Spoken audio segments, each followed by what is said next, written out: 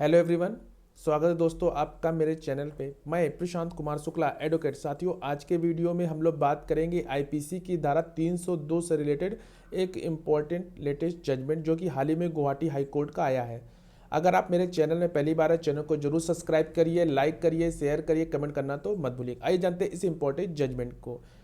Guwahati high court ने घटना के समय मानसिक रूप से अस्वस्थ होने के कारण हत्या के दोषी की सजा को रद्द की। मानसिक स्वास्थ्य समीक्षा बोर्ड के समक्ष पेश करने को भी निर्देश दिया। हाल ही में गुवाहाटी हाई कोर्ट ने सोमवार को ट्रायल कोर्ट द्वारा पारित आईपीसी की जो धारा है 302 के तहत एक व्यक्ति की जो सजा को इस आधार पर रद्द कर दिया कि घटना के समय वह मानसिक रूप से अस्वस्थ था और अपने कृत्य के परिणामों को समझने में सक्षम नहीं था। मामला क्या था वो जान लेते हैं। मामला ये था कि 10 मार्च 2012 को अभियोजन का गवाह यानी कि PW2 द्वारा प्रभारी अधिकारी के पुलिस स्टेशन के समक्ष एक FIR दर्ज की गई, जिसमें कहा गया कि उसके पति के आरोपी यानी कि अपीलकर्ता द्वारा शाम को करीब 4:30 बजे तभी कुदाल से वार कर उसकी हत्या कर दी गई, जब मृतक अपने घर में टीवी देख रहा था।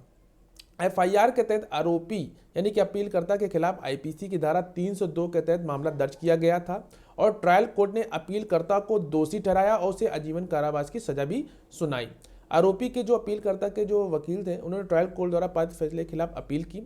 और अपीलकर्ता की ओर पेश हुए वकील ने कहा कि मामले के रिकॉर्ड और ट्रायल के दौरान उसे पारित आदेशों को देखने से पता चलता है कि अपीलकर्ता एक विकृत दिमाग का व्यक्ति प्रतीत होता है। न्यायालय का ध्यान में यह भी लाया गया कि जो ट्रायल कोर्ट द्वारा PW1 और PW2 की जो गवाही दर्ज करने के बाद उसने पाया कि अपीलकर्ता एक विकृत दिमाग का व्यक्ति प्रतीत होता है और उसकी चिकित्सा जांच भी की जानी चाहिए और सिविल अस्पताल में विशेषज्ञों को यह पता लगाने के लिए भी निर्देश दिया गया कि वह मानसिक रूप से विक्षिप्त है या नहीं। मेडिकल विशेषज्ञ द्वारा कोई रिपोर्ट नहीं बनाई गई थी जैसे कि ट्रायल कोर्ट द्वारा निर्देशित किया गया था और अपीलकर्ता की विवेकशीलता के संबंध में उसकी आशंका या संदेह के संबंध में ट्रायल कोर्ट द्वारा कोई निर्णय नहीं लिया गया था। अपीलकर्ता के जो वकील ने यह भी तर्क दिया कि आक्षेपित निर्णय को रद्द करना होगा क्योंकि ट्रायल कोर्ट द्वारा पहले ही तय किए बिना कोई भी ट्रायल समाप्त नहीं किया जा सकता कि अपीलकर्ता विकृत दिमाग का व्यक्ति था और ट्रायल चल सकता है या नहीं। दूसरी ओर कि जो स्टेट की तरफ जो वकील थे उन्होंने अपीलकर्ता कि यानी कि CRPC की धारा 164 के तहत दिए गए अपने एक बालिया बयान में धारा 313 यानी कि CRPC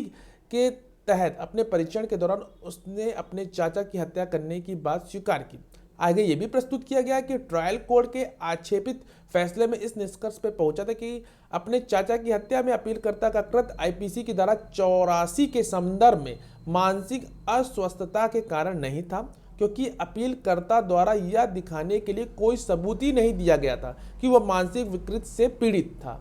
अदालत ने कहा कि अपीलकर्ता को 10 मार्च 2012 को गिरफ्तार किया गया था और अगली तारीख पर उसकी जांच करने के लिए डॉक्टर ने अप्रशासनिक बातचीत का अवलोकन किया और मनोरोग परामर्श की भी सलाह दी। न्यायालय ने आगे यह भी कहा कि संबंधित मजिस्ट्रेट द्वारा चिकित्सीय सलाह पर अमल करने के बजाय पुलिस ने अपीलकर्ता को CRPC की धारा 164 के तहत अपने बयान दर्ज करने के लिए 15 मार्च 2012 को एक मजिस्ट्रेट के समक्ष भेजा था, जिसमें उसने स्वीकार किया था कि उसने अपने चाचा की कुदाल से हत्या कर दी है क्योंकि उसने चाचा ने कथित तौर पर उसने अपनी जमीन पर रहने की इजाजत नहीं दी थी। न्यायालय द्वारा यह भी नोट किया गया कि PW1 ने अपनी जीरा में कहा था कि अपीलकर्ता मानसिक विकार से पीड़ित था और उसे कभी कभी वह कुल्हाड़ी और या चाकू लेकर घूमता था। कोर्ट ने सुरेंद्र मिश्रा बनाम झारखंड राज्य 2011 का सुप्रीम कोर्ट का जजमेंट का भी हवाला देते हुए जिसमें यह माना गया कि एक अभियुक्त जो आईपीसी की धारा 84 के तहत किसी कार्य में दायित्व से छूट चाहता है उसे कानूनी पागलपन साबित करना है, न कि चिकित्सीय पागलपन। इसी तरह एक और जजमेंट था जो कि देवीदास लोकारारोड़ बनाम महाराष्ट्र राज्य 2018 का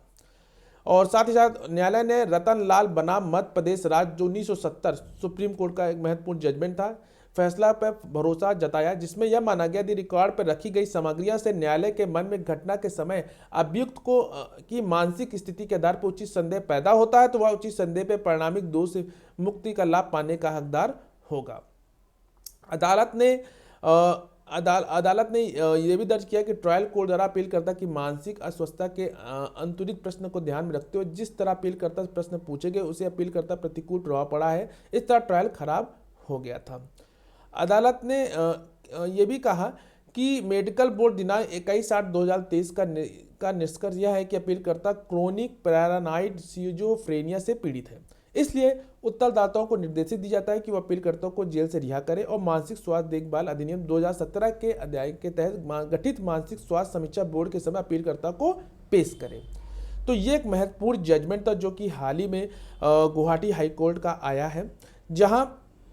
एक व्यक्ति को जो कि घटना के समय मानसिक रूप से अस्वस्थ होने के कारण हत्या के जो दोषी की जो सजा थी उसको रद्द कर दी।